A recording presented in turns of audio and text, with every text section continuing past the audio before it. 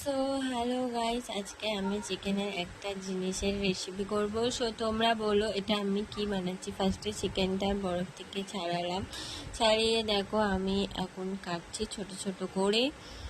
তারপর কাটার পরে এখন আমি ক্যাপসিকামগুলো ছোট ছোট করে করে কাটছি। সো কাটার পরে পেঁয়াজটাকেও এখন ছোট ছোট করে এরকম পিস পিস করে কাটছি।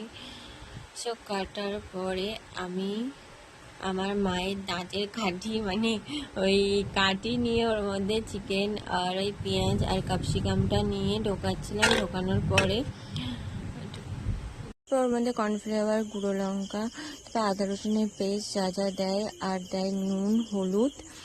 সো যেটা যেটা দেয় তারপর ওটাকে একটুখানি ঘেঁটে নিয়ে তারপরে চিকেনের এগুলো দেওয়ার পরে একটুখানি নাড়ি চড়ে এলাম। তার উপরে আমি সয়া সসও দিয়েছিলাম, সেটা দেখাতে পারিনি। তারপরও কড়াইটাকে গরম করে তেল দিয়ে তেলের উপরে ভাজছিলাম।